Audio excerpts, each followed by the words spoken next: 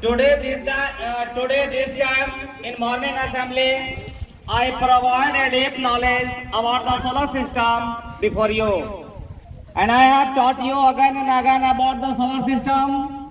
So in this quiz, anyone who will answer the questions, the school will award her or him. अभी मैं solar system के बारे में आपसे बात करने वाला हूँ. जो सर्वाधिक जवाब देंगे विद्यालय प्रधान में पुरस्कार देंगे. तो दीपक बाबू इसका ख्याल रखेंगे कि कौन बच्चा सबसे ज्यादा प्रश्नों का उत्तर दिया है.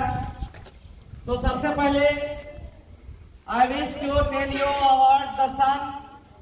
Sun is the father of our universe. Sun is the father of our universe.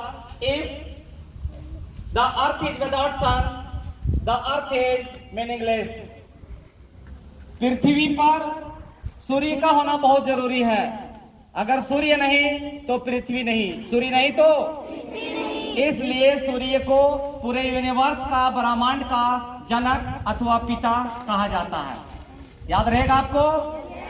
पूरे ब्रह्मांड में जहां पर तथाकथित 9 ग्रह हैं, इन 9 ग्रहों में प्रकाश, ताप और ऊर्जा की आपूर्ति सूर्य के माध्यम से होती है. किसके माध्यम से? और आपको पता है कि जो 8 ग्रह हैं हमारे पूरे ब्रह्मांड में, इनमें केवल हवा, पानी और जीवन किस ग्रह में है? इसलिए पृथ्वी को यूनिक ग्रह कहा गया अंग्रेजी में. अद्वितीय मतलब इसके समान और दूसरा कोई नहीं. इसके समान और दूसरा पृथ्वी में जो हवा, पानी, जीवन, वनस्पति है कहीं और नहीं है. हम बड़े भाग्यशाली हैं कि हम पृथ्वी पर हैं. और यह हवा, पानी का स्रोत पता है कौन है? कौन है? हरे पौधे. कौन है? हरे पौधे.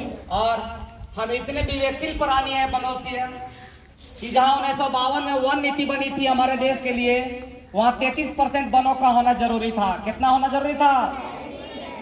कब बना था वन नीति? लेकिन अभी 16-17% जंगल बचे हुए हैं.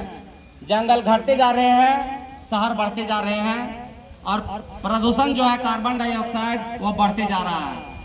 कार्बन डाइऑक्साइड का स्वभाव गर्म है कि ठंडा है?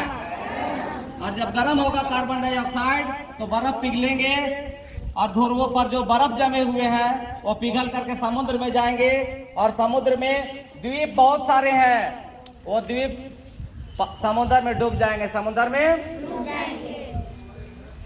अभी हम सोलर सिस्टम के बारे में बात कर रहे हैं आपसे. आप बताइए कि सभी ग्रहों में प्रकाश, ताप और ऊर्जा कहां से मिलती है? सूर्य के चक्कर कौन लगाता है? सभी ग्रह मतलब कितने ग्रह हैं? सबसे बड़ा ग्रह कौन है? सबसे छोटा कौन है? सबसे सुंदर ग्रह कौन है? सबसे दूर ग्रह कौन है? आपको पता है कि सूर्य के बाद कौन ग्रह है? सूर्य के बाद बुध, बुध के बाद शुक्र के बाद. तो हमारे ऊपर एक ग्रह है. कौन ग्रह है वो? बोलिए जोर से. ऊपर कौन ग्रह है? बुध ग्रह. हम जो दिखता नहीं, हमारे पृथ्वी से ऊपर कौन है? और हम जो रहते हैं पृथ्वी पर, इससे नीचे कौन ग्रह है? हमारा भारत में सबसे पहले सूर्य कहाँ उगता है? अरुणाचल प्रदेश को, अरुणाचल प्रदेश में सबसे पहले सूर्योदय होता है. सबसे पहले भारत में, पूरा विश्व में सूर्योदय कहाँ होता है?